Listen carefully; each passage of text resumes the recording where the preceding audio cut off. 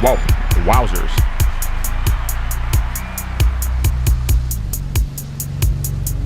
Oh yeah, let's go, y'all. Come back, come on in, come on back in, come on back in. Do the Nino America dance, shake that mullet, let's go. We up next, baby. We up next. It's Thursday. Oh, my bad, Twilight Tuesday. What up, y'all? Well, this is actually a continuation of Twilight Tuesday, and it's Twilight Thursday. I don't know. we do what we gotta do. Anyways, y'all, so thank y'all for joining us once again. Thank you, Monique. Thank you. I got an awesome producer that I stream his beats, and he has beats like every day, so it's awesome to use them. He has Halloween type beats, and that's perfect for this episode of Twilight Tuesday / Twilight Thursday. Don Kizzle is in the back door, y'all. Y'all ready? Okay, so real quickly, let me give a quick introduction, y'all. This is Twilight Tuesday, Part 3, the Roswell Truth. If you haven't watched Part 1 and 2, watch them. Crazy. Very crazy, y'all. Part 1 was awesome. Part 2 was really mind-bending. I watched it this morning, y'all. And, of course, I believe what the Bible says. But it was just wild to hear this other take. I've never heard this take before, what this woman was saying, Don Q's story of it. And it's just interesting, y'all. So, if anything, just, you know what I'm saying? Just take it with a grain of salt and just kick back and be entertained, y'all. So God bless y'all. Here we go. All right, y'all. Here we go. We're finna put Don Q on the line, y'all. And here it is, y'all. Get to the comments real quick. Let y'all get some, get y'all a shine on. Get y'all a shine on, everybody. Everybody say hello to everybody. Y'all play nice. Okay. Let me put Don Q's on, everybody. Don Q's joining us. Ladies and gentlemen, without further ado, let me introduce my co-host, right? The man with the most, the co-host, Don Kizzle. Hello? Nino, can you hear me? Am I coming in? Oh, yeah, I can hear you, Don. Can you hear me? I can hear you loud and clear. I'm out here on the asteroid belt. I want to make sure the signal's good. You on the asteroid belt, brother? With Don Q. Okay, y'all. Hey, Don Q, how you doing today? How's it going in California? What's going on over there? Woo! Let me know. Busy day. We had a busy farming day. A lot of people got to see. I was trying to play animal rescue this morning, catching a hawk on the side of the road, and then that whole antics turned my day upside down. So yeah, Don Q's coming in hot and heavy, just landing in from the field. I think I still got dirt and mud all over my shoes, but I'm ready to rock. Hey, that's a real man right there, y'all. Man that takes care of business, works hard, and is dirty at work. Shout out Don Kizzle. Real quick, Don, I'm going to give a quick introduction. This is part 3. Hopefully we can finish it up tonight. Anybody have any questions, put a Q in front of your question. I'm starring all the questions and storing them for to the end. Don Q, I listened to the video in the morning, bro, and I'm telling you, bro, this 3-part series is amazing. I'm grateful that you're telling the story, even though I don't even, I don't have to agree with everything that Matilda's supposedly saying that the alien's telling her supposedly, but it just makes for entertaining and interesting, thought-provoking content, which we want to create. Go ahead, Don Q. Yes, no, and one thing I want to tell people, is if this does interest you, if it's something that's kind of intrigued your interest, go dig into it deeper, because that's one thing that I'm getting messages from a lot of people that really do know this story is I really am giving you the surface water. I'm really kind of blowing over a lot of stuff, even though we're on our third segment. This is a really deep story that goes into a lot of detail. So again, like as we're going to continue with the story and Errol telling everything. Errol goes into Errol being the alien being goes into a lot of details on a lot of different subjects. So if this is something that interests you, make sure to chase down this book and follow it through, because it's an exciting ride. And Don Q, I saw it. I did a little bit of research myself. There's some parts on the internet you can catch. Like somebody got some certain parts of it that are, I guess they thought the most interesting parts. And to be honest, when the alien talks, it's like little short sentences, right? It's not like it don't really talk a lot, or at least at first I noticed that. And to be honest, I dug in deeper. This story seems like it has some bite to it. It seems like it has some truth to this story, y'all. It's a famous story. But for the most people, Don, I've never heard of it. A lot of people haven't heard of it, but this is a pretty famous story that's been hidden. It's on Amazon, the book. I'm going to buy the book. It's on Amazon. And Ariel, the girl alien. Y'all, anybody jumping on, y'all? We're not doing politics or religion right now. We're doing Twilight Tuesday, Twilight Thursday, either or, part 3 of the Roswell Truth. Next week, we're going to do Bigfoot. Don Q has some good info about Bigfoot. We might even interview a Bigfoot expert coming up. and we're going to continue with the Twilight Tuesdays and our different shows that basically touch on the paranormal and supernatural. Anyways, son. Yeah, so anyways, y'all, we're going to be doing the Twilight Tuesdays, y'all, and touching on these subjects. So just join us and have open mind. So let's get to it, Don. Real quick, when I was listening to the story in the morning, and let's go, Brandon. They said straight up still. I listened to the story in the morning, brother, and it was interesting. That I didn't try to hurry you along, but I try to get it done within the hour. But who cares at this point? We're doing part 3, but talking about the skins and how the ESPYs or whatever you call them, right? That they're in the skins. That was pretty interesting. But other than that, brother, I'm gonna go and let you just continue because I can just go on and on. Go at Don Q, pick up where you left off, give a quick summary of the last parts, and then let's continue on. Y'all have open mind and please enjoy the content. Go ahead, Don Q. Perfect. Thank you so much for joining us for the chapter 3 of this story. And like I said, I know it's been a wild and bumpy ride. I know I'm hitting you with a lot of information, but like I said, if you really want to dive deeper in this and get the meat and potatoes, it's out there for you. So quick recap. Again, this is 1947. July 8th is the night of the crash, Roswell, New Mexico. And the only nurse on the base, Miss Matilda McElroy, accompanies a lieutenant out to the crash site. She is the only one that's able to receive telepathic imagery from the one being that survived the crash. The being is taken back to the base. Matilda is kind of used as an interpreter at first. The military men, the general, the big brains of the world aren't really excited that this 22-year-old nurse is kind of leading the way, but they understand that she is the only one that the alien can and will communicate with. So it's kind of their only angle of pursuit, their only angle to kind of figure out what this threat is and exactly what they have on their hands. So as the days plays out, they find out that Errol is not going to ask any questions or answer any questions rather. And she's able to read telepathically. So, all of these generals, all of these simple, war men, their spoken words, it's hard for them to hide their true intentions mentally. So again, they understand that the only chance they might have to understand exactly what's going on is to use Miss Matilda. So fast forward a little bit to yesterday's conversation. Miss Matilda spends a significant amount of time with Errol, 7 days spending time with her, where Errol is given books each day by the gallery. And again, the gallery are the lieutenants, the generals, the big brains of our alliance. I don't like to say the world because it's only our alliance, the countries we work with, so to speak, that are savvy to this. All of our enemies, everyone. Again, because I'm sure at the first time of the crash site, they're wondering if this is Russian, is this from China? Of course, all those simple things are going to fall into place. So granted, so the men in the gallery are kind of like that. And Miss Matilda has a really magical experience. We left off yesterday with Miss Matilda, where Errol, after she had read the books, and again, just so we can keep the story tried and true, Errol is not able to read or understand our primitive English language. She's never been introduced to it in the millions of years that she's been alive. But she can relay it back to a command station that is on the asteroid belt. The maintenance men there run it through the programs, send it back down to her in a language that she can think in. And again, I'm not using the correct vocabulary to explain this story. I'm keeping it very simple, but you can understand that a lot of process happens in this information change. So Errol gets all this information from the book. She processes it, and now she's ready to basically teach Miss Matilda as much as she can. She wants to share with her as much truth, much history as she can from her perspective, from the domain and how long they've been in this universe and what she can share with her. And that's where we left off. Was Miss Matilda was having an issue understanding the properties, or rather the parameters, of an Isby, an immortal spiritual being, and how your body is just a vehicle. So as she's having this, mental block, not able to process the story, Errol tells Miss Matilda to be out of her body. As soon as she says that, Miss Matilda is above her body. She can look down on the top of her head. She can see the little 40-foot gray doll sitting in the chair across from her that is Errol, but she is levitating out of her body.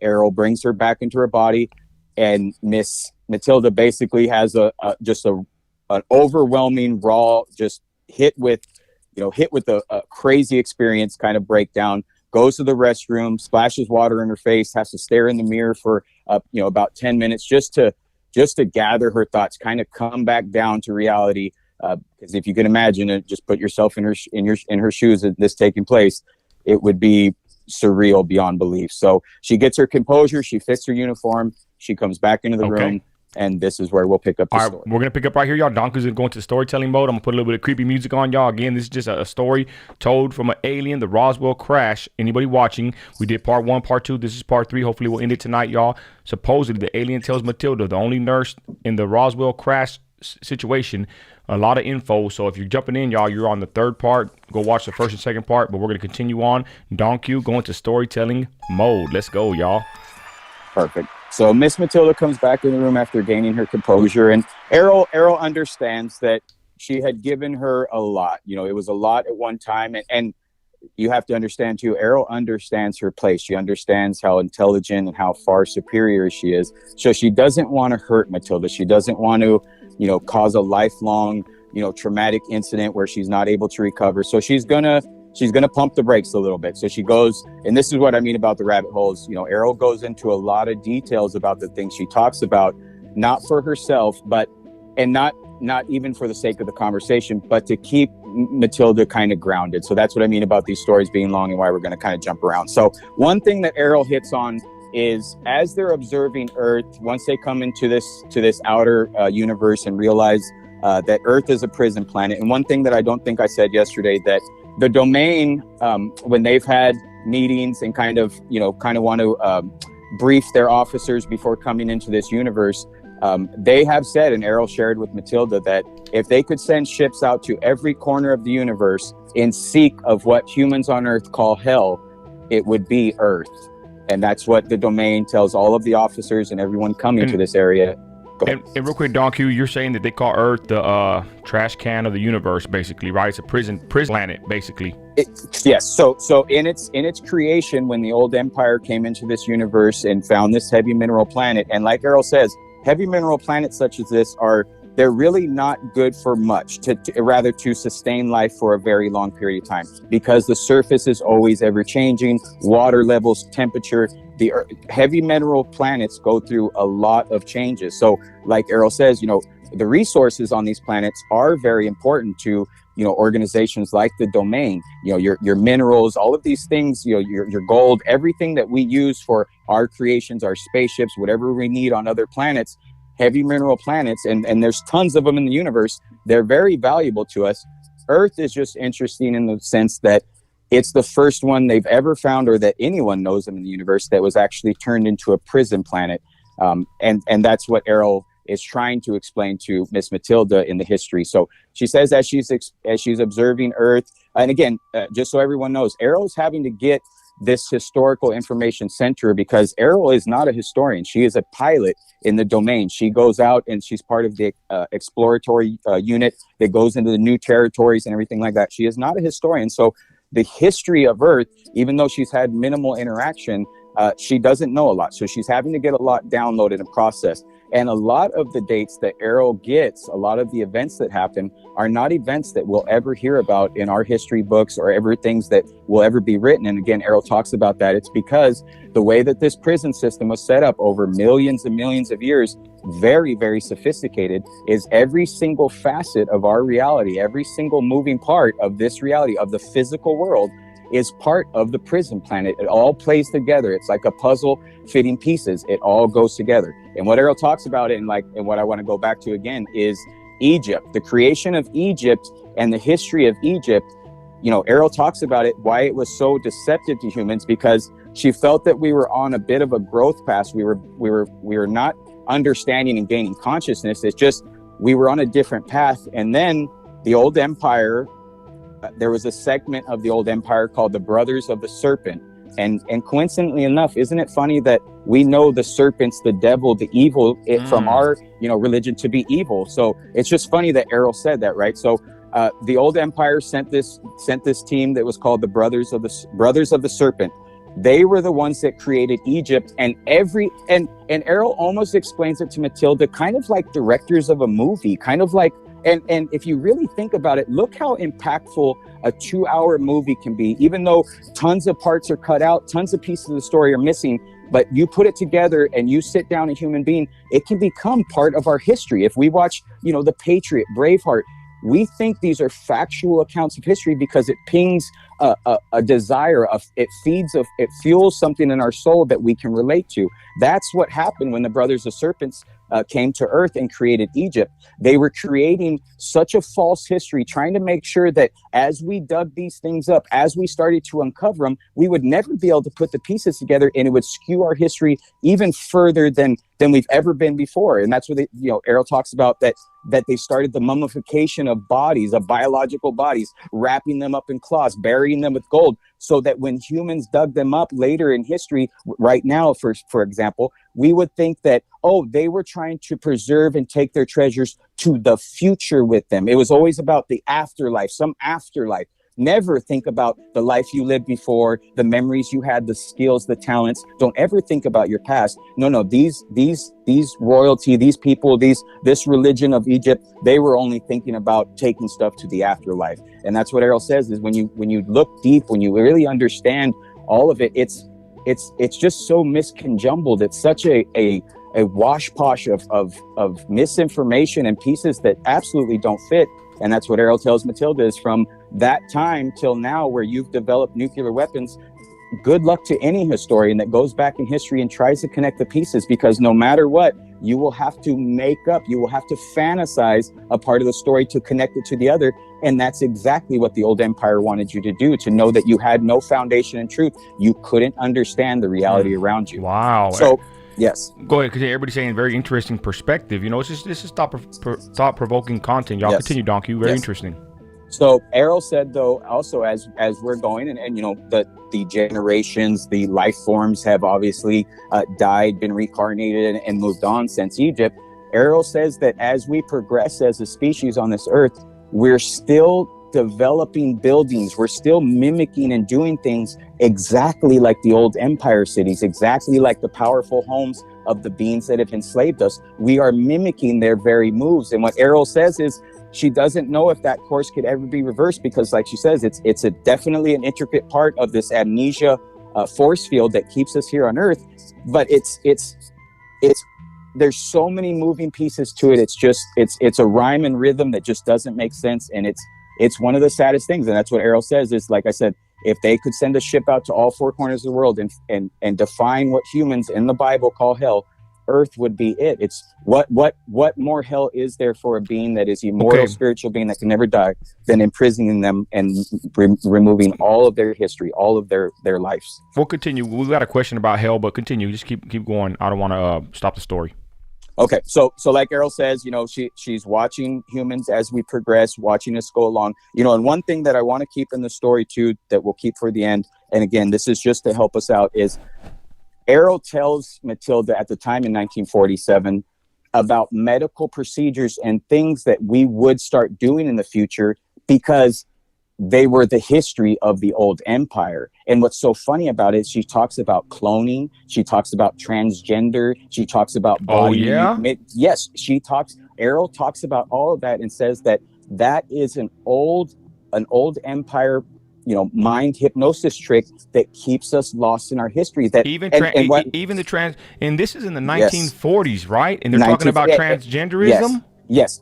Now, so why I can correlate, and just like the book does, is Matilda hears this in 1947, right? She has no basis for any of this. She knows there's no cloning going on. There's no sex change operations. There's none of this horrific biological. And the other thing that Errol talks about that Egypt did also was the mixing of species. So animals with men. What do we know from the history of Egypt? Don't they have statues of, human bodies with wolf heads? They have statues of, so that's what Errol talks about, is these brothers of serpents. Part of skewing our history was the mixing of biological bodies. So when she's telling Errol all of this, like I said, Errol has no basis for this. She doesn't know any of it to be true. When Errol sends all of this documentation to this man to put it in this book form, which we have now, the alien interview, that's when she writes in the last note that she wrote to the author, when she sent all this material, the transcripts from this interview and everything. That's what she says is, that she had she had no idea that everything Errol told her would come to fruition. Every single medical procedure, that we would start accepting all of this as a species. That's where, for Matilda, everything Errol told her in 1947, fast forward 60 years to when she's getting ready to pass on, she knew everything was true, because we are moving along the same path, the same mindset that the old empire had established in here. the 60s. She heard this in 1947, 45, whatever, but she didn't release this till the 60s, correct? This book? No, it wasn't. It was 60 years later, Nino. So she was 20. Okay. Yeah, she was 60 years later. 22 years old, yes. And Miss Matilda now is 82 years old, and she knows that she is, and this will come a little bit later, but basically, Miss Matilda knows that she's getting ready to depart her body. She knows that she's getting ready to pass. So in having this revelation is when she decided to release the transcripts to Lawrence Spencer from this alien interview. And that's the other thing that I want everyone to keep in the context when you're reading this book is Matilda is receiving the telepathic imagery, having to put it in simple word form for the sonographer to be able to type it out. So what you're getting is very simple types, very simple sentences, because that's how Matilda knows to reiterate it to the person to be able to type it out. Because again, Matilda's not going to sit there like Don Q and go off for 2 hours, even though she wanted to, because the imagery and the story and the journey that she got to go on with Errol, she could write 100 books, but she had to keep the actual transcripts. And that's what Alien Interview is actual Army transcripts. According to Miss Matilda, they're actual transcripts, and they read just like it. As you read the entire book, you'll see it reads just like, if somebody was sitting there on a typewriter typing this stuff out. So that's why, the short sentences, the alien talk story, it's actually, just think about the time, how communication was related. So it's the same way that right now when we text, we've been cutting down words. We could simplify a word with 3 letters instead of the entire word, that type of thing. That's how the words were related from Matilda to the sonograph, just to put that in context for you for the book. Okay, continue. So let me see where I left off.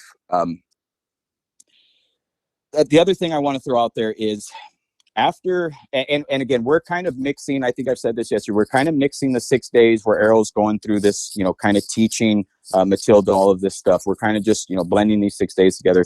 Somewhere along this conversation, this journey, Miss Matilda writes in a side note that she never felt more connected to any person in her life, her parents included, than she did to Errol at the time when Errol was taking time to teach her, because Miss Matilda writes in the side notes that she literally started to realize that she is an Isby, that she is an immortal spiritual being, that she is what Errol is trying to convince her that she is.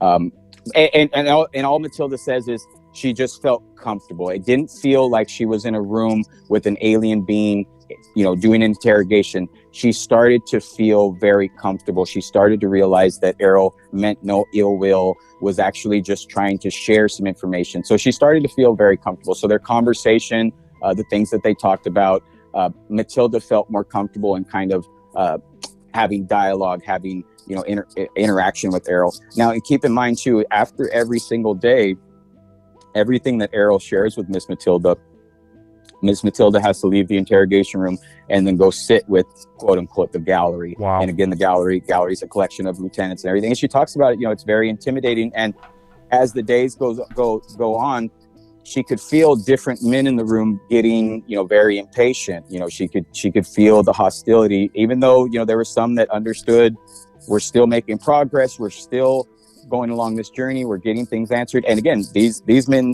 reviewed the transcripts every single day. They picked them apart. They would get Errol's request for new information, the new books, new subjects she would like to study. Get those ready. Go ahead. Hey, but can you imagine what them guys were saying? Hearing this? Well, can you imagine? Can you imagine what they would say when she left the room? Because this is the hardest part of the story, and this is one thing that we have to keep at ground zero the whole time that I'm talking. Every single detail, every single thing comes directly from Miss Matilda. The alien being makes no sounds, has no mouth. Everything that is literally happening around the base is Matilda driven. And it's not spoken. It's through the telepathy. Yes. So that's what I mean. This is there begins to be a lot of questions raised about Miss Matilda. There Oh begins to be a yeah. lot of, well, of course. Well, I mean, you have a that lot of, makes perfect sense, right? That they're going to yes, question this yes, woman. Go ahead, yes, Don Kizzle. yes, Interesting. yes, yes. So again, so they review all this stuff every day. Miss Matilda goes to her barracks, and again, she talks about, a few nights she prays, she knows she's doing a service to her country, but at the same time, the more information Errol shares with Matilda, surprisingly, the more fearful Miss Matilda becomes, because she's starting to understand that there might be a lot more at play here, but she's also understanding Errol's not talking about and touching the subjects that the men in the gallery really want, and she knows that impatience means something. So as you said, Miss Matilda every day wakes up, puts on her uniform. She's happy to do her duty. So she goes back, she goes in the room each day with Errol, and Errol, like I said, Errol's spanning everything. She's talking about our history that she can share with us. She likes to talk about how funny historians are, that they like to talk about history on Earth as if it is factual, when the way we look at history is so skewed and so wrong. Errol says, how could you ever look at history like a timeline with little itty bitty markers and dates? History is only told by the victors. History is only told by the survivors. You never hear the conquered race. You never hear the defeated or the dead. Wow. You never hear the true side of the story. And she said, in the universe, history is never told in a linear, one-sided way. It is observed from the outside in. So it's always a factual account, a true account of everything that took place, not only the victor, not only the winner. And Errol says, with that type of history and understanding your past and your lives, it is easily manipulated. It is easily used in this control mechanism. It's a simple plan of the old empire that humans have easily adopted, and we've taken as folklore. We've continued to live our lives this way, telling a history from the victor's point of view. And it's, she said, without the other perspective, how could you ever grow? How could you ever understand your true history here on Earth? So again, she likes to dive down different stuff. She talks about,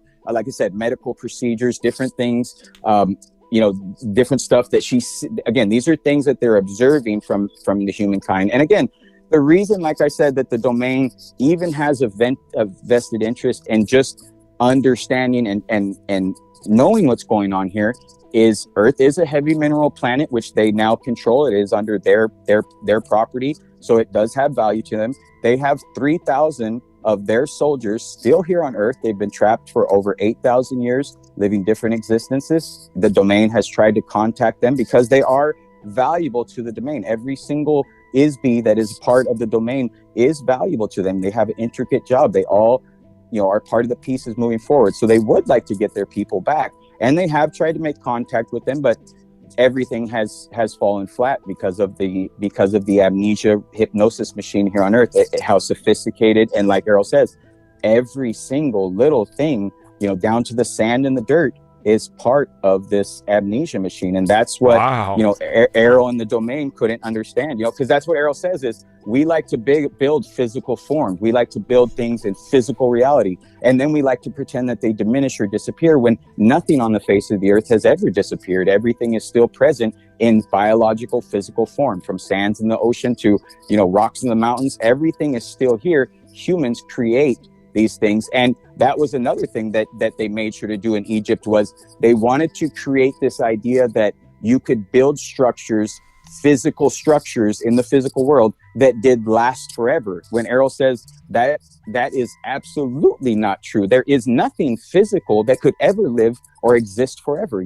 The only thing that is able to exist for eternity is the ISB, is the spiritual beings. There is no physical form, physical entity that could carry on forever. That's not how these heavy mineral planets work. And she said that was part of the trick in creating the Great Pyramids and all these things, was to create the illusion that civilization figured out how to live forever, how to make structures that stood forever. She said it was just part of the trick. It's part of ruining our history and understanding where we've come from. And so Errol, again, she talks about different things. Errol's very knowledgeable in our military power. She understands that the men behind the glass are getting upset. She's not dumb. Not at all. Not at all. Okay. She's very, very aware. Very, she's she's totally in tune to everything going on. And again, she's doing everything. You know, she's spending this time on the base, spending this time with Miss Matilda on her own free will. That's one thing you need to understand, and we all need to understand, that Errol has stated before, is at any given time she can depart her doll body. She will return to her base. It's not, there is no dying for an immortal spiritual being. But Don Q, but you said that she can just easily leave. How can she easily leave and nobody else can easily leave? I thought it was hard to leave here. So only when you occupy a biological human body. You know? Oh, so, okay. Yes. So Errol is in what's called a doll body. Now, a doll body differs from a human biological body in the sense that a doll body, basically the way Errol explains it, like I said, it is organic minerals, but it's almost rubbery to touch. It's almost rubbery in form. It's like that. It's like a doll. It's like Errol says, if something gets damaged on my vehicle, it's easily repaired. My doll body is in tune to my ISB, my vibration. It's built for me, but it's easily repaired, everything like that. The human body, and again, Errol, when she syncs with her doll suit, it's very limited. Again, the alien bodies don't have any need for muscles. Everything is through their soul being, through their ISB, through their they communicate. So they have no need for physical movement or anything. And it made sense when I heard you earlier when you said that they don't have a mouth or a nose because they don't breathe and they don't eat and they don't drink. Yes. Continue, Don. Yes. Yes. So what now, this is something I know it's going to be hard to wrap our heads around it, but this is something Errol talks about throughout the story, and you'll be able to put the pieces together. Is, like I said, there are different levels of ISBs as far as strength, ability, the recall of their lives. All of this stuff, accumulates to make them more powerful than other ISBs. All of this stuff. Errol isn't the most, powerful ISB, but nothing traumatic has happened to her. So I don't know how to explain this part right, but basically, kind of like Errol talked about yesterday, or we talked about yesterday on chapter 2, how there was a very powerful ISB that came to Earth, occupied a saint's or archbishop's body, and then he was assassinated. When he was assassinated, he was knocked out of the body without him being prepared. So when that happened, the amnesia machine captured him. That's how his soul got trapped here. So Errol is in her place. She's ready for anything. If she needs to jump out of the doll body, she's ready to go. Now, if Errol was to leave the doll body, come into a human body, and let's say that human body got in a car accident or was shot, that would be a traumatic incident for an ISB, to where they would get basically knocked out, dazed for a little bit. In that daze and confusion is when the amnesia machine takes you. I know that's far-fetched and long told, but that's how Errol explains, again, why she's able to depart the body, why Matilda, who's sitting across from her, who is an ISB also, is in a far different place than Errol, far different understanding and everything. And again, like Errol says, it's just complete amnesia. If you have no recall, and that's something that Errol says for all of us here, all of the ISBs on Earth. If we ever smelled something from our home planet, if we ever touched material, if we ever saw a spaceship, our memories would flood back like a tidal wave. And she said that was something that the old empire made sure also would never happen. That's why Earth has what's called an ozone layer. Ozone layer, like Errol says, is not to protect us. It's an electric gate. It's an electric fence around the Earth. And one side note I want to talk about real quick on that, just to put a little bit of receipt to that context. You can go back on YouTube and watch a video. I'm sorry I don't have the title, but I'll get it. There's a YouTube video, I believe it's in the 1980s or so, of a guy at NASA. He's just giving a quick little, it's just him sitting there giving a quick little interview. And he says, we've discovered over 73 what we call Goldilocks planets. Goldilocks planets are, from what NASA can tell, the surface of the Earth or the surface of the planet, everything like that, could harbor life, because it could be about 75 degrees. It looks like there's possibly water. One that they talk about all the time, and I believe this NASA gentleman talked about, was one of the moons of Jupiter. I can't remember the name right away, but one of the moons of Jupiter, I mean, from everything we see, it is perfect for harboring life. So what this NASA guy says on this interview, and if you don't listen closely, you won't catch it. He said, we can take a rocket, load it with bacteria, different things. And again, this is super, super primitive. He was just explaining so people could understand. We could launch a rocket at that moon. It would hit the surface. And from that point forward, we could watch that planet, evolve with some species, evolve into everything. Now, again, Errol even says there is no basis of evolution on our planet. There is nothing that connects us to one species or another. It's laughable to her, as she tells to Matilda. But when this NASA guy said that, one thing he said was, the only thing that we noticed about that Goldilocks planet is there is no atmosphere. That part was very intriguing to me, because if we're the only planet, heavy mineral planet, that could, harbor life, but yet the difference is our I just lost the word. Our ozone layer, the ionosphere, and all of that. That's really interesting, because, like Errol says, it's all electric. We're literally have an electric fence around our planet. So again, like I said, Errol's touching everything, and I didn't mean to go off on that tangent on the side note, but like I said, I'm just trying to add a little bit of context to what Errol's saying to Matilda. Like I said, it's a lot. Everybody, so, this is what Matilda is being told by the alien. Don Q just giving us basically a oversight of the book and the info he's dug into. So just give us some time, y'all. We're going to answer questions in a minute, and bear with us, y'all. Just a different kind of content we're pushing out there, y'all. Twilight Tuesday, we're doing this kind of stuff on the Tuesdays. We're doing on a Thursday for making up for this last week. But just bear with us, y'all, and we'll continue on. Go ahead, Don Q. Okay, so like I said, I say that because we have a lot of Christians, bro, and we're Christians. We believe the Bible, and Christy said this sounds like it goes totally against the Bible, and I totally agree. But like I said, we'll continue on with the story. It's interesting, and then it's just thought provoking, if anything. But we are Christians here, and Don Q's a Christian too. But continue, Don. That's right. No, and one little side note. I don't mean to go off on a tangent, but one little side note is, and I've said this since I've been a child, since my dad, helped me come to Christ and helped me understand everything, is if you cannot challenge your religion, if you cannot stand on the rock and fight all of this, whatever it is, theories, people's opinions, if you can't stand on confidence, if you're afraid of a story, you need to check your faith. You need to go back and read your Bible more, because again, if I can tell this story, I can have these conversations, I can make you believe that I am convinced and convicted. Nothing could be further from the truth. I just like to tell a story this way, but it's because I'm so grounded in my faith that I'm able to go down these rabbit holes. So good point. Like you're right. You should be able to hear anything and still have your faith in Christ. Good point, Don. Continue, brother. Listen to all, follow few. So amen. Okay, so we'll kind of speed up. Like I said, this is this part, this little section of the story. This is where I would like to tell everyone, if you read the book, you'll get all the information. You'll get all the meat and potatoes that Errol's talking about, all the rabbit holes. So we're going to kind of push forward now towards the end of the story, because there's some intricate parts here we want to talk about. So Errol, again, like I said, she's having this amazing, just sharing all of this knowledge with Miss Matilda. Miss Matilda's just having to take all this in.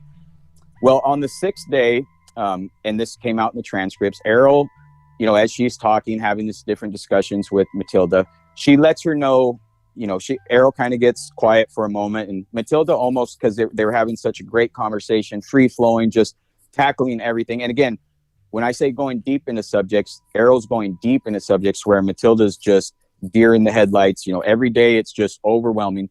During the transcripts, Errol tells Miss Matilda that she will be departing the body in 24 hours. On what day is this? So this is the 7th. This is day 27, but this is day 7 of her reading books and kind of sitting in where her and Miss Matilda were just, if you could just picture it, they were in an interrogation room, just having a ball with each other, just conversating, talking about everything. Errol's taking her through the universe, talking about all this amazing stuff, different planets, different species, everything like that. Again, if you're in the gallery looking through the window, there's no movement, there's no words, there's no nothing, right? Yes. So that's how this is going. So Errol tells Matilda that she'll be departing the body in 24 hours. Matilda doesn't think anything of it. She tells the person, they type it out in the transcripts. Miss Matilda goes back into her barracks for the night. The next day, she she's getting ready to leave her barracks, and there's two MPs and a lieutenant outside of her door. They escort her to the room with the gallery. And again, I hate that I fast forward so much, but like I said, after every single session, every single day, Miss Matilda would take the transcripts to the gallery. The gallery would read them, so that every day they were, everything Matilda and Errol talked about were in those transcripts, given to the gallery. So this is day 7, the day after Errol said that she was going to depart the body. Miss Matilda, before she goes into the interrogation room, she's brought into the room with the gallery, and the gallery, the generals, these people sitting around. As a matter of fact, Charles Lindbergh was there. So there were some very, very, powerful inventors, different people there. Again, just kind of being consultants, just wanting to, I could picture if I could be a military man or something, I could picture making sure we had anybody and everybody that could think outside the box there, because, you're trying to assess a threat. So they have Matilda sitting there at the table, and they have the transcripts from her, I believe it was around 20 days altogether of the interviews. They have about 20 days of transcripts there. And they tell Miss Matilda, hey, we appreciate everything you've done. We've reviewed your transcripts every day. Here they are, unedited, exactly how they are. Please review them. Miss Matilda looks them over. She hands them back. She's like, yeah, this is correct. And she could tell at that time that the military men they weren't liking, or they weren't accepting Miss Matilda's word. So as they're sitting with their transcripts, they put a letter on top of the transcripts where they want the alien to sign to verify that the transcripts are correct. So Miss Matilda's a little bothered by it, because she's basically being told that, or rather, her truth is being called into question. Yeah, because it makes sense though, right? Like, they're not going to trust this woman. They're hearing this otherworldly information from Matilda. Yes. Nobody can talk to this alien but her, because the alien wants to speak to her, but the alien doesn't speak English. It speaks through telepathy, whatever you call it. And so they do have cause for alarm. Continue, Don. Yes. And again, like I said, everything in these, I think, the 20 days we're spanning of real interrogation, every story, every transcript, the vibe, everything that's around the base is Matilda driven. So yes, of course, there's going to be questions, and rightfully so. Now that we're saying it, now that I'm saying it, yeah, I think they should have had some concern. They should have checked their, cross their T's and dot their I's with Miss Matilda. So they send Miss Matilda into the interrogation room with the transcript and this letter on top that Errol is supposed to sign. So Miss Matilda sets it on the table, and she tells Errol that, these are the transcripts from our meetings, from our discussions. Can you please review them? And Errol looks them over, and, she kind of looks back at Matilda confused, like, okay. And Miss Matilda says, is everything that's in there correct? And Errol says, yes, of course. Everything that you said is correct, 100%. And she, Miss Matilda says, okay, perfect. Well, can you sign the top letter, so you can let the men in the gallery know that everything's correct? And Errol, says no. She tells Miss Matilda no. And Miss Matilda, kind of surprised, she's like, well, why? And she's like, well, Errol tells Matilda, she's like, it's terribly sad that, your men, your own army, your own organization doesn't trust your words, doesn't trust the things that you say. What good would my signature or anything on a piece of paper, how does that verify truth? How does that tell them what I said is actual and factual? So Miss Matilda understands, and she's a bit confused.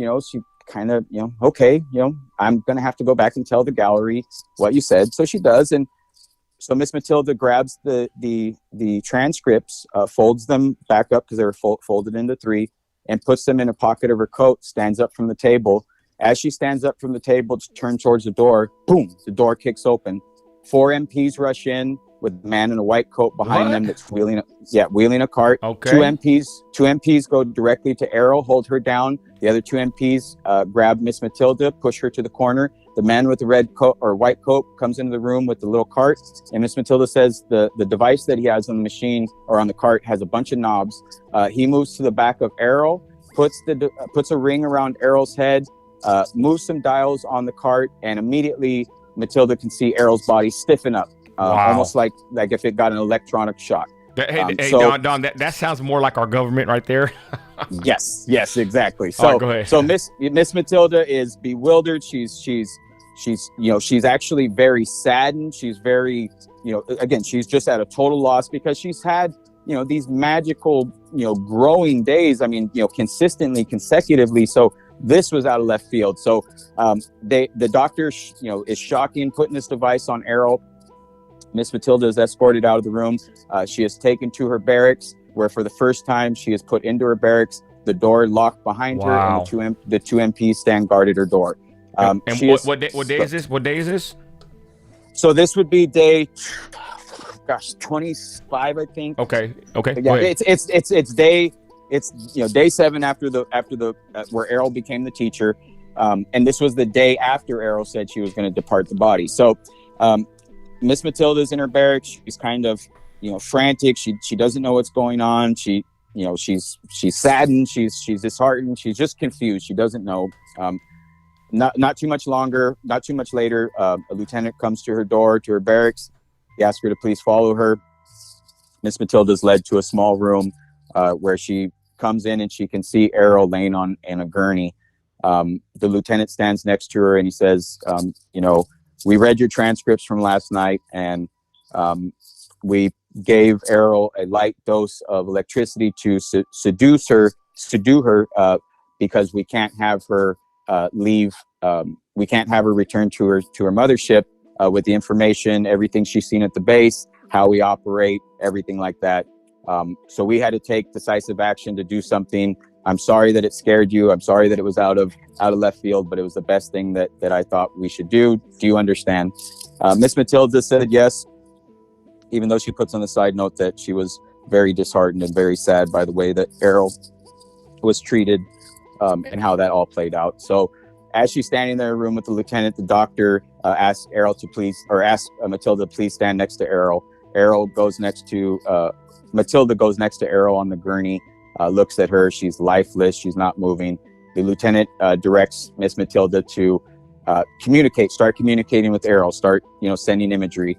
Matilda stands there for about 5 minutes, and it's nothing. And the doctor kind of looks puzzled. He looks at Matilda, and Matilda it was the first time that she got mad, or rather let a little bit of protest out, because like she said, at this point in the story is the first time that Matilda is absolutely paralyzed with fear. She doesn't know what her life is going to hold after this, because the actions that our military men now have taken, she's in a fear state now. So even like she said, she talks about in the book, she created such a bond with Errol, that to watch what was happening to Errol, it started to cause fear in her. So as she's standing there, the doctor kind of gestures and does something, and he says, is the alien communicating with you?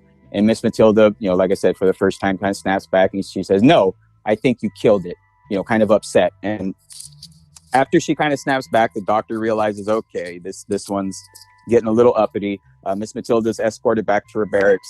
That was the last time that Miss Matilda ever saw Errol's doll body, was on the gurney as she was escorted out of the room. Oh, so that's the last time to see her. So that's the last time that she ever saw Errol's body. So Miss Matilda's returned back to her barracks. Like I said, she's kind of distraught, lost, and she has to stay in her barracks for 3 weeks. She stayed on base for 3 weeks. After about 2 weeks, in this 3-week period, she has a lieutenant colonel come to her door. Miss Matilda is brought into a different interrogation room, and this time there is no chair across the way. She is just sat down at a desk, and a doctor and a lieutenant come into the room. And from this point forward is where, Miss Matilda's story kind of gets sad for her, but Miss Matilda went through the heavy interrogation that any citizen in the United States has ever gone through, because the information, the knowledge, the things that she got to witness, they had to know if they were factual, and the military men thought that she was withholding information. Don Q, so you're saying they basically tortured her? Yes. And Miss Matilda's very light about it. She talks about, first it was a polygraph test for 3 hours with repetitive questions.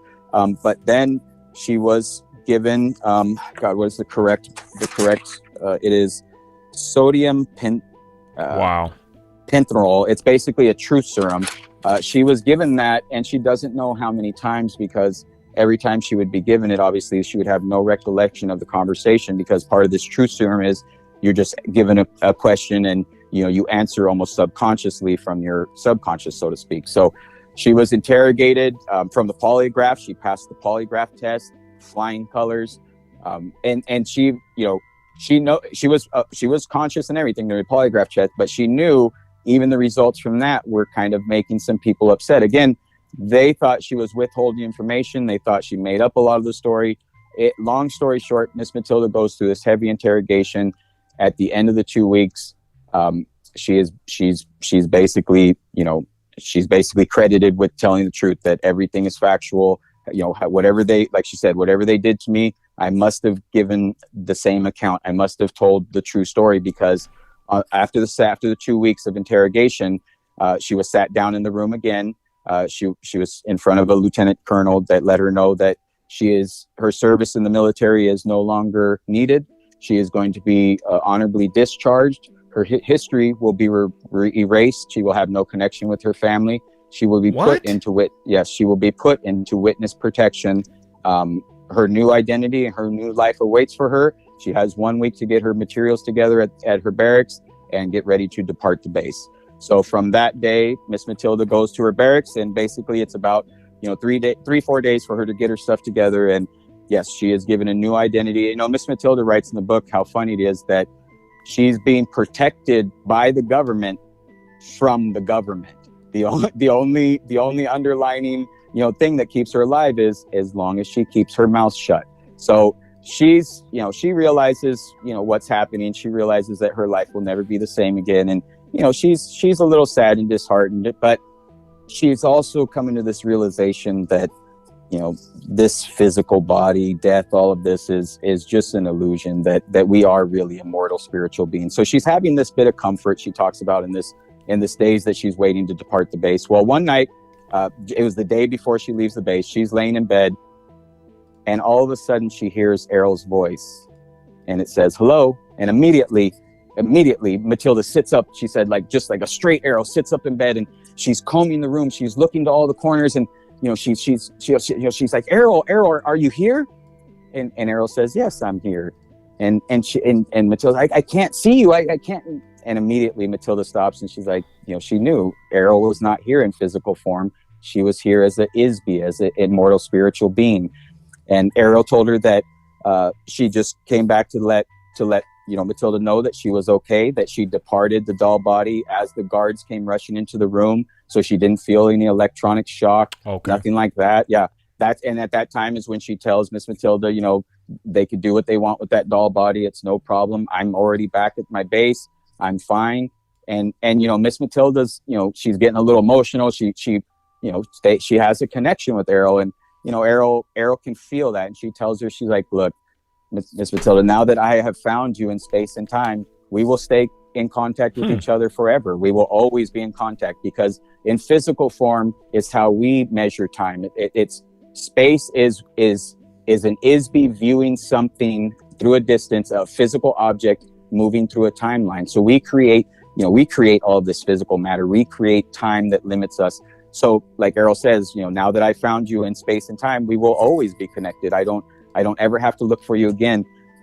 What Miss Matilda talks about after that, the realization she had was that she was one of the 3,000 from the original domain force that was put here on Earth. That as Errol started to kind of share this information and wake her up, Miss Matilda didn't realize that all these days she spent alone without Errol, she was having her own rebirth. She was recalling past lives. She said as she was getting stronger, she knew that she was a nurse in past life. She knew that as she's being reborn, she keeps picking the same career because she enjoyed helping people. But Errol kind of shared with her, your past and who you were, you were most likely a nurse, with some, out there in the universe. You helped other biological beings on planets that they were doing. This was something that you did. It's instilled in your soul. So anyways, that's a hell of a twist. That's a hell of a twist, Don Q. so Miss Matilda's sitting there, and Errol, again, there is no emotions. There's no Errol's, wanting to reach out and cry with Miss Matilda. Only Miss Matilda's having this. So Errol cuts it really short. She says that they will always be in contact, and that was it. Errol was gone, and Miss Matilda even said she knew she was gone, but she felt relieved. She felt happy because she knew she wasn't gone. She was there anytime she wanted to be, that she was okay. So the next day, Miss Matilda is woken up. She's escorted to a plane, and she is flown to her new life, new identity, where she lives that life for 60 years until she and her husband relocate to Ireland when she was in her 80s, getting ready to die. And that's when she decided to compile the transcripts. And how Miss Matilda got the transcripts, that she says, is when those MPs and doctors came rushing in the room after she had folded the transcripts up and put them in her pocket, nobody ever asked for them again. So when she was escorted to her barracks and had to stay there for 3 weeks, went through the interrogations and everything, she had put the full transcript under her bed in a shoebox she had of her personal stuff. And when she left to start her new life, she still had them. And she even says that she kept them close to her as she could her entire life, living in this, federal witness protection program, until she knew the right time to pass them on. And that's what she did, was she put them together in an envelope with a very nice letter. She wrote a nice letter in the beginning, and she even talks about, the letter she wrote at the beginning of the packet to Lawrence Spencer, that she wrote it on the same typewriter that she used in 1947 at the air base to write reports, and how fitting she thought it was, to be writing a letter explaining what these transcripts were you were about to read, from the typewriter from her office, so it's just really neat correlations there. So that's where the story ends. Miss Matilda kind of, like I said, her last little letter, she talks about how she figured out she's one of the 3,000. And she talks about that, she realizes that, there might be a chance for us to get off of Earth, but it's going to have to happen from us. It's going to have to happen from within. And one thing Errol did share from her, like I've talked about before, is a lot of the old empire's systems, the way that they've kept us here in this prison planet, have all been destroyed, all been diminished. It's just, we're still stuck with a lot of the hypnosis process, still a lot of the mind trickery, so to speak. So, yep, and that's the story. So, and I want to throw something out real quick, just one thing to kind of, if you want to go research something that can correlate back to this story and maybe give you a little bit more receipts to the story, but also give you a different perspective, go watch Bob Lazar, Lazar on Joe Rogan Experience. He does some other interviews. That man right there, and feel free to dig into his past, dig into the interviews he's done. He is a very, very good man.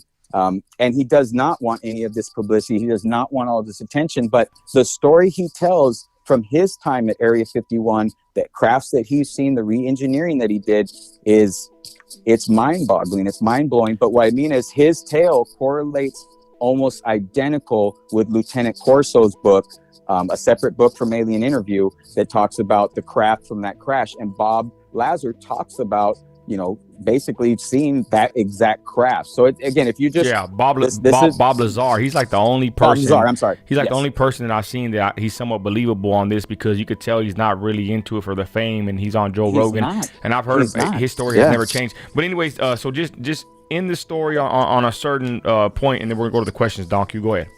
Okay, so I'm gonna steal something from KRS-One that I saw, because this is something that Errol talks about in the book, but she goes a little bit more into detail. But I just want to do a little exercise with everybody right now. Go ahead and sit back and relax. Let's go ahead and close our eyes. And without saying anything, without moving your mouth, say the word rock star. Rock star. Perfect. Now that you heard it, and again, don't move your mouth, don't say any words. What was that said that? What was that, without moving your mouth, that said rock star? And even better than that, what was that heard you say rock star? What you're hearing and what you're speaking with is you, your soul, your immortal spiritual being. Amen. Inside your vehicle. And that's, what they talk about, again, this story, this whole thing, it's a journey, it's an experience, and again, it's a first-hand account from Miss Matilda about her experience with Errol. take it as you will, but it's a heck of a journey. And like I said, there's growth to be had. And like I said, when we close our eyes, when we pray, we can feel this interconnection. We can feel our inner being. There's something to that. There's something more than we give credit to. I don't truly believe we're these biological bodies. We use these as vehicles. So protect your soul, protect who you really are, and that's who you are inside. Your is-be. Amen, Don Q. Hey, you know what? I really I'll use that for my faith though, because I'm thinking about it. You're right. We go so trapped in this physical world that we forget that we are spiritual beings, right? We have a soul, right? We are something more than just flesh. And once you master that, once you master that, once you really feel that, what harm could anybody on this earth, what weapon could be built to work against you? None. You are not in physical form. You are spiritual. And one thing I like to talk about, because I've had these conversations with my dad, and my dad is Bible thumper, tried and true deacon, pastor. And my dad even says, he's like, hey, I'll give you a little bit of credit, because I believe my Lord and Savior Jesus Christ did the same thing. He sacrificed his body, let them torture him, let him put him on the cross, because he was not there. He was the soul. He was inside. So like I said, we've had some amazing stories in our history. So dang, all right, let's get to the question. I'm glad we got through this. Hey, I'm glad we got through it. But Tyler says that if the voice in my head that answered back was a woman, what does that mean? I thought he said if the voice in my head that answered back was a black woman, what does that mean? Hey, I love it, Don Q. Everybody, quick disclaimer, y'all. I know some people are kind of upset in the comments, y'all. I mean, we're just telling a story here. My life doesn't revolve around politics all the time. It's guys, we got to kind of shake that mindset of always just stuck in politics, y'all. We got to talk about other things, right? At least I know that's what I'm going to do, Don Q. I'm not going to be stuck in one mindset or mind frame of just politics. My life is more than that. That's why I'm doing different kind of content. I'm trying to shake the algorithm, to be honest, y'all, of YouTube. I'm trying to be a full-time content creator, and I can't just keep doing it by just making political videos all the time. That's not where my heart is at, y'all. I want to do something bigger with myself than just always talking about politics. You know what I'm saying, y'all? So that's why I'm pushing this kind of content. We're just trying different things, y'all, and I got a great team. Don Q's part of my team, and we're just trying different things to beat the algorithm, to just bring content, entertaining content, thought-provoking content. I hate that I have to keep explaining myself like this, but people seem to get offended when you do something different. Like I said, I'm not beholden to some certain group. When they see me talk about different things on my lives or my videos, they want me to always talk about Trump and politics. And to be honest, y'all, my life is more than that. Our lives are more than politics. Our lives have a deeper meaning to just politics in this worldly, earthly desires and issues, y'all. We have bigger issues in life than politics. Even though I know politics is a major issue, we love talking about it. It's entertaining. We love to fight about it and stand for what we believe in. But guys, there's other things that we could talk about and we can discuss. That's what we're doing here on Twilight Tuesday, which is Twilight Thursday. And next Tuesday, we're going to be talking about Bigfoot. Don Q has some good info about that. Let's get to the questions. Don Q, you ready? I'm ready. Okay. Let's go, y'all. Where's it at here? My favorites. I got the questions are right here, y'all. Let's get to the questions. Okay. Go to the comment. I'm messing up over here. Hold on. Okay. First one is Juju says, does climate change have anything to do with the aliens that live here? The Democrats wanting to save the Earth. No. You know what? Did she talk about climate change? No. Okay. But if I could touch, if I could kind of relate from the story anything associated with that. One thing she talks about is the prison guards, or rather the Isbies that were sent here to be prison guards are the worst in the galaxy. Worst. And it's not that they can have recall of their life, because nobody here on Earth can. So it's not like they know they're a powerful Isbie or anything like that. It's just they're evil in nature. So I think as our planet moves along and we could possibly get to a place where the poles are going to shift, where we're going to see some changes, I wouldn't be surprised if the evil hypnosis system puts in those gatekeepers, those guards, so to speak, a certain intuition and mindset to start moving humanity into a place where they can capitalize on, an actual change on Earth.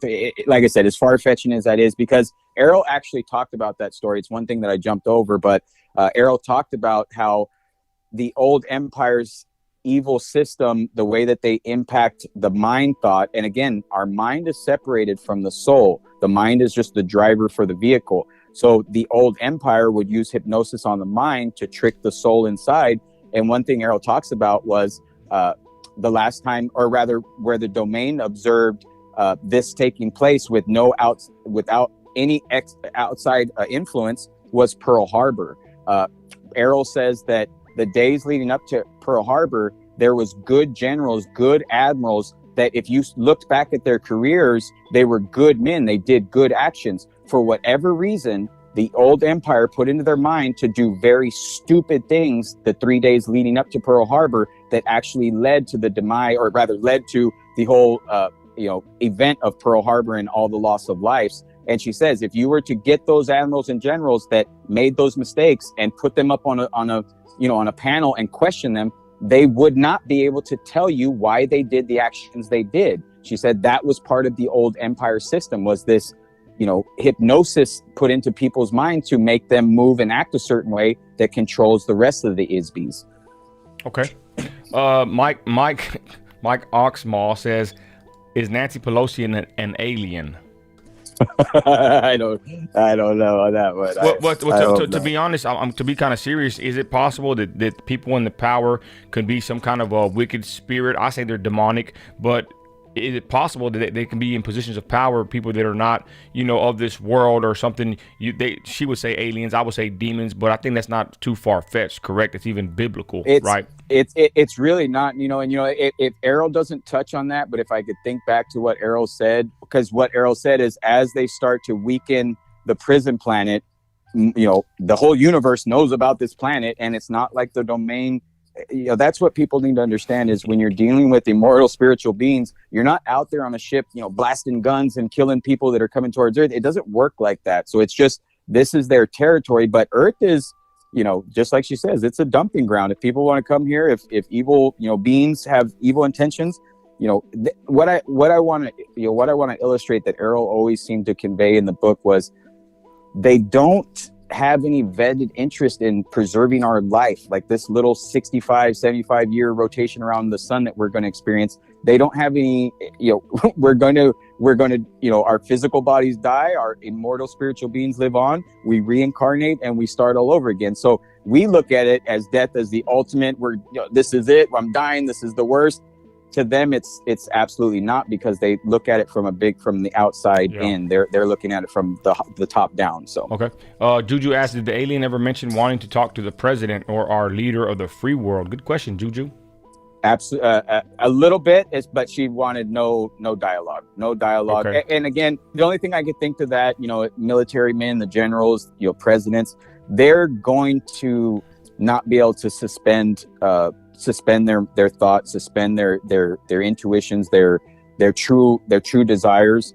Where Matilda, just put myself in her shoes. She's a 22-year-old young nurse, maybe green from everything she talks about. She had a great family life. So just maybe really, just really green to everything, kind of new to everything. So she didn't maybe come with such preloaded, she just didn't have that malicious mindset, I'm sure. But that I could imagine with the president general, that would cause Errol to, not want to communicate at all. Okay. Juju says, would they say anything about Mars?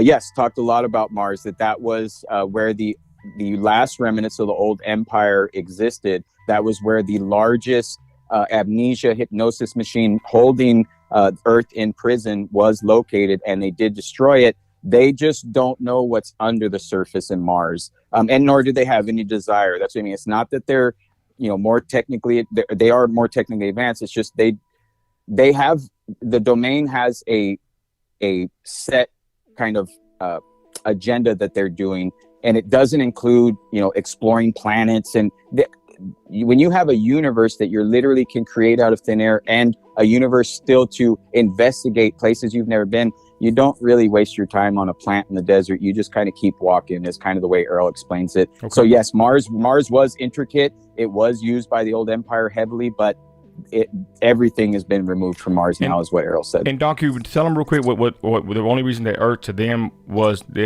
important, because it's like the springboard, or what'd you say? Well, no. So it's our solar system became important to them because of the asteroid belt that moves around Earth. because it's a low gravity jump off point for their space station into the Milky Way. The Milky Way is a universe 3 times the size of this one. So there's, for them in exploring and covering new parts of the universe, it has value to them. Now, since they want and keep the asteroid belt, so they keep a space station on it, it's kind of like a bonus having a planet like Earth, because everywhere else in the universe that there's an Earth heavy mineral planet, they can mine it, they can utilize it for the resources that are on it that they can use for everything they're doing. So Earth, that's why Earth interests them. They have 3,000 personnel ISBs here on Earth, so they're trying to help them. And it has resources. It's kind of like a gold coin in your pocket. It does have some value, but that's not why they're here in our solar system. That's not the reason that they're utilizing it. They're utilizing this area, this reach of the solar system for the Milky Way. Ed says, so how would the Watchers and the Angels of Genesis not be considered alien today? Oh, that's a good question. Yeah, exactly. And then that's something Errol does talk about more in the history books, not specifically religion or anything, but talks about how, historic accounts from human beings, you can read them and tell that they were trying to say more than what they were. They came from the heavens, when they say that stuff. Well, what's the true it was a craft that came from outer space is how we would define it today. So that's what she said is throughout history you could see those markers of where humans tried to articulate what they were seeing and experiencing, they just couldn't. Here's my awesome Patriot sister Stephanie. She's asking real quick, this is a great question, you've already touched it, but please touch it again. She says, what about the Bible? So like I said, Errol read the Holy Bible. I do want to highlight, she didn't touch on it too much. She really didn't have anything negative to say. The more that came out of that conversation was just kind of a skewed history where we're given facts, we're given real things, but without certain steps of the instructions, you're not going to get to the complete build. You're not going to be able to put together what is actually going on. And that's all she talks about is from history books, from religion books and everything is there's linings of truth in there, because there has to be, because we're immortal spiritual beings. And at the end of the day, we still do possess all of our memories, all of our powers, all of our capabilities. They've just been so suppressed. And again, they were suppressed against our will, but how it originally came into existence was immortal spiritual beings like ourselves playing games. We took the drugs too far. We liked the game of living a life, not knowing we were a powerful being, living a little existence, dying, and then waking up like coming out of a bad, drug trip and being like, woo, that was wild. I don't know if I want to do that again. I'm going to take 1,000,000 years off before I inhabit a body. That's the way she kind of talks about the way we play games. And then from that, taking it too far, other ISBs learn to enslave other ISBs, trap them in physical, biological bodies, and, hurt them that way. Because if you're a mortal spiritual being, if you make somebody upset at you, there's really not much they can do to you. So playing games and doing these things with physical bodies was how we twisted and manipulated to where we are here on Earth. Okay. Next is kind of a good thought. Good comment I want to read right here. Richard Fardy says, Hollywood has always done the bidding of the government. After 1947, science fiction, aliens, spacecrafts, etc. became the push by movie producers to fictionalize the premise of UFO sightings. I guess he's basically saying, right, that from that point on, they started making movies about this. That way we could kind of basically doubt it and say that it's a movie, right? Or it's not possible. Exactly. And if you really look at it, look what they did. Look what they did without understanding, again, it's just a story, but without hearing, more details of the story. They just gave us the doll bodies. So if they knew they were in possession of these doll bodies, they knew a lot of people have seen them. They knew they represented aliens. That's a simple sell to human beings on Earth. It's, hey, these little creatures came here, when really the message that creature came with is far surpasses any little rubber body that we would take as aliens. And that's kind of interesting and neat to me, is just like Richard said, where Hollywood, the government, everyone spun a narrative of little green men and all of this, when if we go back to what Matilda shared, and that's really the basis of everything, that was furthest from truth than it could have been. Like Errol said, this is just a vehicle. Like, this is like putting on a jacket. Like, yes, it's my specific doll body, but this is not who I am. This does not represent me. I do not look like I am a mortal spiritual being. Almost, a little upset that we would think that that's who she was. It's just a vehicle. So Okay. interesting. Stephanie says, "Oh wow, I wonder how much she has made off this book."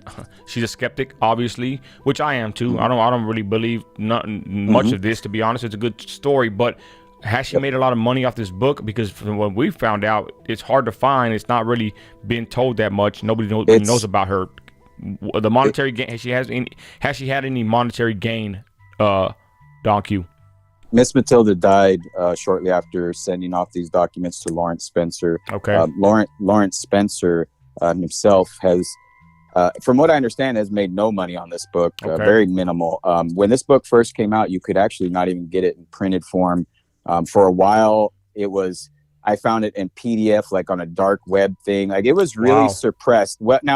And again, my dad's a thinking man. My dad's a smart man, and he does not waver from his biblical views. So like my dad says, he's like, hey, don't be dumb. This could be an extremely smart marketing tactic, by an author that wanted to spin an extra tale. So suppression and hiding the book and hiding this information could just be part of the story. And I agree. But nevertheless, Miss Matilda did not gain financially from this. She died a very short time after she gave this information. Okay. And when you do a little bit of research into Lawrence Spencer, and if you guys want to read a really awesome book, The Oz Factor, by that gentleman, the same gentleman that wrote Alien Interview.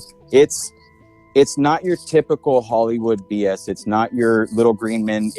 He's really diving deeper and trying harder. So, like I said, if you want to give any weight to authors, that's who he is. But no, the financial gain and movies and all that stuff, it never happened because this doesn't fit the narrative. This doesn't, again, if we really, you and I truly believe we're in a spiritual warfare, this almost gives credit even more to the spirit, more to the soul. So, it could be counter to their narrative for whatever reason. It hasn't seen the light of day like it should. Christopher says, sad life she lived, if you asked me. Poor Matilda.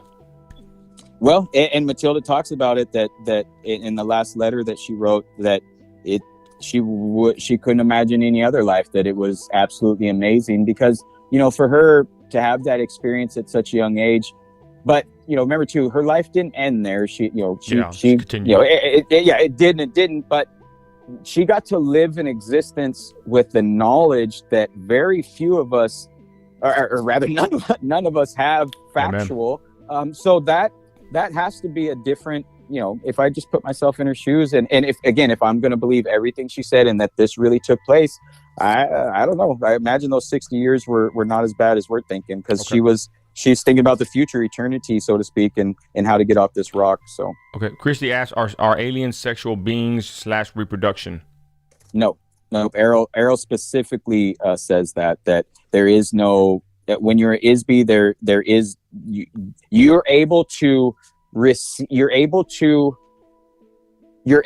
enjoy everything that we enjoy in the physical form, the sensations, without any of it. So it's being a spiritual being, it's all just wavelengths and all of that. So no, there is no reproduction, there is no eating, there is no going to the bathroom, there's none of that stuff, none of the physical form stuff. And again, like Errol says, the whole reason that reproduction was even introduced to biological bodies was just to counter the death and kind of destruction on Earth. So that way the investors who populated planets didn't have to go back to the store. And you touched on that on part 2. Yes, Juju says, does the alien ever tell us if our Earth will die, and if so, when? She says that the Earth's destruction is completely up to us, and that's what led her here in the first place. Why her spaceship crashed in 1947 was we had tested a bunch of nuclear weapons in New Mexico, and her commander sent her and 2 other ISBs to explore the atmosphere of Earth to find out how much damage we had done and if it poses a threat to any species on Earth. Because the one thing in the story I left out, and again, this is going to be a wild part, but the companies in the universe that created biological bodies and beings all disappeared. They're not needed anymore. Basically, it's an old primitive way of mining and doing things on planets. So being that's the case, and being that Earth was such a hodgepodge of creations and wild animals, is a bit of an interest from the universe, the Dominion, also to kind of preserve the life forms here, because we're an endangered species. Okay, Christy asked, did she say if the Earth was flat or round? She definitely gave the vibe throughout the entire interview that it was round. Oh yeah. Dang. Yes, Well, she did. Okay, go ahead. Now she didn't say it. She didn't say, a globe. She didn't say a sphere. Yeah. Just, she goes into more details about the pole shiftings, other planets and stuff. Again, maybe it's just my biased mindset. I just, because again, we as human beings, we think in pictures. We do not think in words. So when I say the word, Mars, you picture a red planet. You picture a red ball. So breaking that from our psyche is very hard to do. So when Errol's telling the story, which I imagine all of you will do in your imagination, you're going to be picturing the universe like we've been programmed to picture. So it's hard to picture everything as a flat surface. Okay. Next question is, Ron says, so trapped souls are ghosts? No, not ghosts. We're immortal spiritual beings. And that's an interesting point, because Errol kind of talks about that in the book in more detail, about as the amnesia machines, the hypnosis machines have gotten weaker, they've gotten they're not as good. Where before, when you died, boom, it was bright light, suck you up, take you into the machine. You went through heavy electronic currents, heavy shock, heavy amnesia, boom, sent back into another human body to forget your life, forget your existence. So as that's diminishing, maybe some immortal spiritual beings can move around or operate a little bit different. I don't know, but it sounds like the amnesia machine still catches you pretty quick, because like I said, they're unable to come to Earth and interact with us because of that. Okay, Queen Sheba says, if humans are lab created and our planet is trash, why do we experience pleasure, pain, and love? That was part of the creation of the reproduction side. So as the companies, again, what Errol talks about when we were first manufactured, and not us, the biological bodies, these little, these biological bodies, which we are not. We are the souls inside, the drivers. When they were created, they didn't, so picture it like Errol says, when we're, these groups, these collectives are out exploring the universe, exploring planets. They need a mind, they need to do work. So they just need worker bodies. They just need tractors, vehicles, but not that you need to put gas in and all this stuff. Like we keep, all of our inventions are that way. You need to have fuel, you need to have fire, you need to have spark, all these things. We were, the human form was very simple. There was no, like I said, no reproduction. There was no eating of food. So there was no, defecate, none of that stuff. None of that stuff happened. Okay. As the labs advanced, that's when they saw the need for integration. Like I said, where the way Errol explains it was, when you're building a universe or a solar system, and you can come to these companies and buy the things you need, the physical beings, the animals, populate the Earth, the planets how you feel fit. The clients started to didn't want to come back and constantly have to be repopulating. So that's where these companies came up with reproductive. So again, it was all based on senses, hormones released from a female biological body, ping inside a male body, cause a certain reaction, hormones, blood flows, all of that. So again, Errol breaks all of that down in detail. That's a long rabbit hole I didn't want to go down, but it's in the book. So real quick, that's enough of the questions. Someone's laughing and saying, well, he believes the Earth is flat. I believe what I want to believe. If I believe the Earth is flat, I can believe that. What's so funny about that? But you believe the Earth is round. I think that's pretty stupid, to be honest. But that's your beliefs. Who cares? Exactly. Hey, Don, real quick. Well, go ahead. Nobody can prove it. Amen. Well, I was gonna say, hell yeah. If you can't prove it, don't act like you got the answers. Yeah, prove the Earth is round. Show me one picture of the Earth that's not CGI. Show me one picture of the Earth. Exactly. A picture of the Earth that's not computer animated. Don Q, real quick. This book, did it impact your life? What was the impact of this book in your life? Real quick, Don Q. Yes and no. I think I've shared with you, Nino, the way I grew up, my mom and dad lived next door to each other. My mom, kind of free spirit, different thinking, was not biblical or religious based at all. And then I had my dad, who was grounded and lived that and everything. So I always got to enjoy my mom's world. And when I say I realized this at a very young age, exactly what I was being exposed to. So I always, moved around my mom's world, conversated with her, knew what she was into, astrology, all of these things. But I knew my foundation, my rock, when I was scared at night, when I felt like there was a monster in my bed, I clenched my hands, I closed my eyes, and I prayed to Jesus Christ. So at a very young age, I knew who my rock was. I knew where my base was. So I never mind going out in the field and investigating, because I know where my home is. I know where my base is. I know where I'm safe. So none of this stuff ever bothered me or rocked my world, so to speak. Okay, well, with that, y'all, I guess we'll end it there real quick, y'all. God bless y'all. Thanks for watching, everybody. We went an hour and a half, but that was our first Texas Tuesday. It was 3. They're saying it's buffering. Let me try to fix this real quick, y'all. Hopefully it don't mess up on me.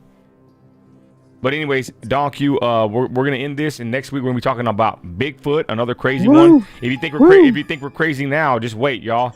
Anyways, Don Q, let me ask you this one then, Don. How much of this book do you believe, Don Q? Do you believe all of it, some of it? What are your thoughts on the facts, it being factual? You know, that's a great question, you know, and I want to give you a truthful answer. I am fluid with it. So like I'm saying, I like that, fluid.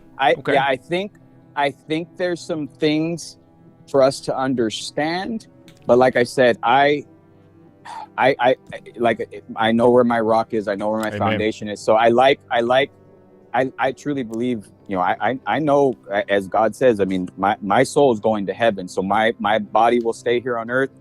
My soul will depart. So there's something there that it does correlate. It does, you know, and like I said, every night, you know, and Miss Juju caught me last night when she was texting, you know, I daydream and look up at the stars. I love knowing that we're just one of those. We're just a speck. We're just a spot. We're just a light. You know, somebody else could be on another planet looking towards us at a single light in the sky. And for a moment, you know, me and that being are sharing a moment. You know, that all of that stuff intrigues me, because we can't have growth, we can't have knowledge, we can't expand our minds if we only look at the ground. We have to realize the world that we're living in, and God created it all. So I'm not afraid of any of it. I want to know more. Awesome. Great point, Don. Me too. You know, I'm fluid with it too, but I believe my Bible, what it says. And to be honest, Don, if you really think about it, right? If you use their train of thought, the aliens could have been lying to her for the most part, or some parts, right? To basically for a defense mechanism, basically, I would think. 100. Well, you know, that's one thing that I hope people remember from the story. And like I said, all the little hit pieces really matter. You know, that's one thing we have to keep into context is Errol said, you know, she is a captive prisoner. She's only going to share and give what she can. So heck yeah, she could have been deceiving. Heck yeah, she could have been feeding a bunch of lies, because she was a captive prisoner, and she knew that she was. You know, if you were captive, so yeah. What are you gonna what are you gonna tell her? Hey, Don, what if there was a whole nother diabolical situation, right, Don? What if she's like, you know what? We're taking over this planet little by little. You idiots don't even know, right? Like, 100%. Great point, 100%. Bro. That's why I get so upset with the cupcakes in the comments that. They, you know, they believe this. They think it. Look. It's just we're just staying fluid with it. But 100%, we keep it true north that this whole story could be completely reversed, can be complete deceiving and lies. So that's why hold on to your foundation of Jesus Christ. Hold on to that rock, because I could tell you, tried and true, I've been in dark places with demons, and I've only come out of them because of Jesus Christ. So I know that's real. That's agree. Fake. So. Yep. All right, well, there it is, y'all. Don Q, thank you, brother, for spinning a heck of a tale, man. That was awesome content. You know, I'm gonna put that in my playlist for this on my channel. And Don Q, it's an honor, bro. Thank you for bringing the storytelling. You brought a whole new dimension, for no pun intended, but you brought a whole new dimension to my show. And this is the route I want to go. I keep saying it, but I'm gonna say it again, Don. We want to do more. You know, we want to do more than just be, you know, talking about politics and Trump. We love talking about that. We talk about it every day and night on Instagram. But you know what? On my YouTube, I want to do other different things. Look at Bryson. He made a MAGA song, you know, and he already got 2 strikes on his YouTube. It's horrible. They're on our case, right? So you know what? Maybe I want to pivot. Sometimes in life, you got to kind of pivot to keep these people off your back, off your trail. You know what I'm saying? And that's not the main reason I'm doing this. I just want to do different content. I want to talk about other stuff. I want to talk about trucking. I want to talk about business. I want to interview you, Don Q, and talk about farming. You know what I mean? I want to talk about different things, not just politics all the time, right? But with that, y'all, thank you for watching. Hour and a half. Thank you, Queen Sheba, everybody, Juju, Christy in the comments for over an hour and a half. Guys, I guarantee you, this ain't the last of it. Don Q's gonna come back next week. He has an awesome tale about Bigfoot, and we're gonna touch on the paranormal. What is it called? They call it the old hag, the old maid, right? Sleep paralysis. Yep. I'm going to talk about that in 2 weeks, Don Q. And I know a little bit about that, and I want people to call in, or maybe we can get some people to come aboard and tell their story. I did it on a live on Instagram, and many people have experienced sleep paralysis, basically where you think of demons on your chest, brother. So we're going to be talking about these spiritual, supernatural situations, y'all, and it's nothing to deter us from our faith in Christ. This is actually, I would think, would help us, strengthen our faith in Christ, because we know what the real truth is. Amen. And there ain't nothing that can shake it. Don Q, you said when you're in bed laying down as a baby or a young child, you pray to Jesus. In the end, when we die, y'all, they're talking in the funeral homes about Jesus. When you're on your deathbed, I bet you if you have a couple of seconds left, and if you're dying, God forbid, you're going to cry out to God, to Jesus. I can almost guarantee you this. So with saying that, our faith and our hope is in our Lord and Savior, Jesus Christ. Thank you for watching. Don Q, final words for the people. Go ahead. Yeah, once again, thank you so much for joining us. I appreciate you coming along this journey. I'm sorry it had to be a 3-part series, but like I said, it's all in good fun. It's all in growth and keeping each other sharp and having fun. But we're still fighting the good fight out here. Patriots are still winning the day. Freedom, liberty, and the pursuit of happiness. We are coming after for every single man, woman, and child. I love each and every one of you. Thank you for spending the time with us. I'll see you down the road. God bless you, Don Q. God bless you too, Nino. And there it is, y'all. God bless y'all for watching. Hey, great story, great times, right? That's what we're here to do, y'all. Look, the content today, I'm not happy with the content today, y'all. So we're going to come through with something a little bit different. Nino America, y'all. Nino Radio. Thank you for watching my channel. Please like, comment, and subscribe, y'all. God bless you for watching. Again, y'all, our faith and our hope is in Christ Jesus. Read your Bible and believe it. Amen. You're an American. You're a patriot. You got grit. Act like it. I'm out.